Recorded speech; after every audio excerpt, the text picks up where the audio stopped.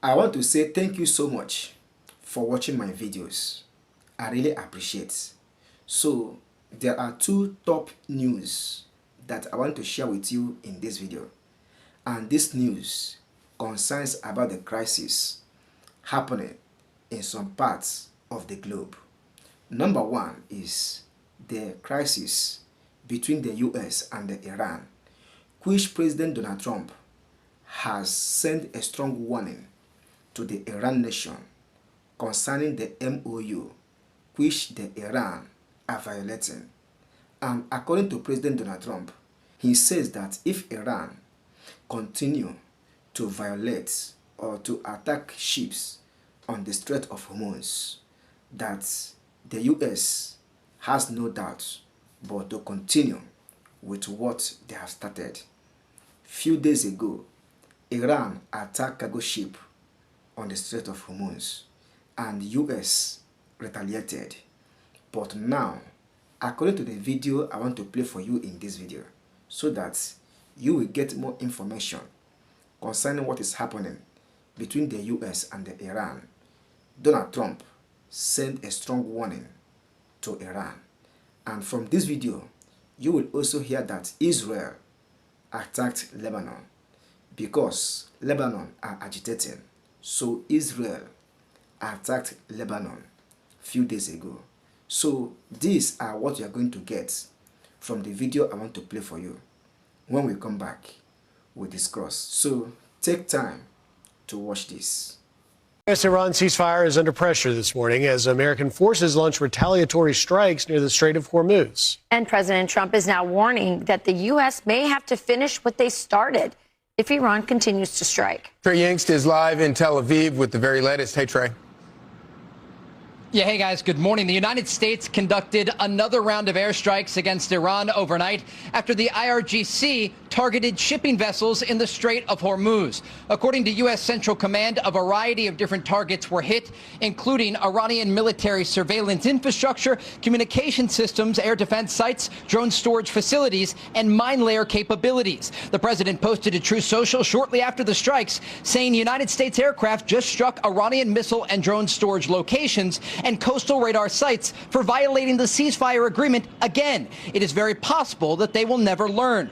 The president goes on to say there may come a point when we are no longer able to be reasonable and will be forced to militarily complete the job that we very successfully started. If that happens, the Islamic Republic of Iran will no longer exist. In response, Iran launched missiles and drones toward Kuwait and Bahrain. This was the second exchange of fire this weekend between the United States and Iran. Vice President Vance posted to X over the weekend saying Iran signed a ceasefire agreement. We have honored it. If they have disagreements about how the MOU is being applied, they can pick up the phone, but violence will be met with violence. The new military action comes as the situation between Israel and Hezbollah plays out as a separate but parallel issue. The Israelis launched new strikes against Hezbollah this weekend as Hezbollah continued attacks against Israeli forces in southern Lebanon. Late last week, there was a diplomatic breakthrough in Washington as the Israelis and Lebanese signed a framework agreement aimed at normalizing ties between the two countries and disarming Hezbollah.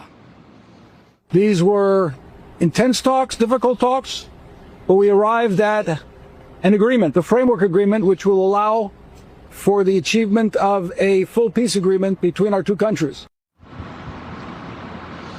While the situation in Lebanon is stabilizing slightly, there are questions about if the technical talks between the United States and Iran will move forward this weekend as scheduled due to the fact that the Iranians are still testing this fragile ceasefire agreement. Guys? So, Trey, you mentioned and you laid out perfectly what's happened over the weekend. In two separate cases, Iran, who has perceived the MOU as to be being violated, the ceasefire, that they are striking Kuwait, Bahrain, but yet this seems to me that this week we are going to climb up the escalation ladder when you have Vice President Vance saying violence will be met with violence. How do you see this week playing out? Yeah, it's possible. Look, this memorandum of understanding is a very simple agreement. It's about a page and a half, and it very clearly states that the Strait of Hormuz has to be open. And the president has indicated there will be no tolling of the strait, and they can't be launching drones and missiles toward vessels that are trying to pass through. But the Iranians continue to do just that. they have targeted these vessels with a variety of attack drones. And these one-way attack drones can cause significant damage to these vessels that are often carrying sometimes 2 million barrels of crude oil through this critical waterway. And there are still thousands of sailors that are stranded in the Persian Gulf. And so these strikes overnight are meant to send a message to the Iranian regime that if you continue to try to destabilize the region and test this agreement, that ultimately this is going to be met with the force of the U.S. military. And that is why you saw those extensive U.S. strikes overnight. And both President Trump and Vice President Vance have indicated that if the Iranians do not choose the diplomatic track, that the military option remains on the table. So, Trey, Iran's Arab neighbors applauded the memo of understanding. What do they make of this latest skirmish and the U.S. Launching retaliatory strikes against Iran? It's a bit ironic because you had in the past 24 hours the Iranian foreign minister traveling to Baghdad to meet with his counterpart and the president there in Iraq. And during his remarks, he said that the Iranians are still interested in creating a Gulf coalition. But as he was making those remarks, these Gulf countries were shooting down incoming Iranian fire. And the damage that we saw was caused to residential buildings. And it's an indication that while the Iranians continue to say one thing, their actions don't match their statements. And that's exactly why the administration is watching closely what is happening in the Strait of Hormuz. But again, these Gulf countries are on the front line of this conflict. The president told me previously he was most surprised by the fact that these mostly neutral countries came under direct Iranian assault during Operation Epic Fury, despite the fact that they weren't involved in the conflict. And that's exactly what we are seeing today, the Iranians lashing out against these neighbors that they claim they want peace with. But in reality, they are launching missiles and drones toward residential populations. Yeah, it seems like maybe these Gulf countries are realizing they're going to have to find some sort of arrangement or peace with Iran because they are the targets when things go wrong. So great to have you here and with that report on the latest that's going on in the Middle East. Thank you so much, Trey. I just want to let you know that Iran should acknowledge that the U.S. is the world power. And what does this imply? It means that as far as the U.S. is the world power, or they remain as the world power, they have the rights, the power to tell you what to do, and you do it. But Iran don't want to listen because they really want to possess or continue with their nuclear weapon or nuclear program, which Donald Trump insists that Iran will never have a nuclear weapon. And in the other hand, Iran says that they must be compensated over the crisis being too long. And during this crisis, they lost so many things in their nation.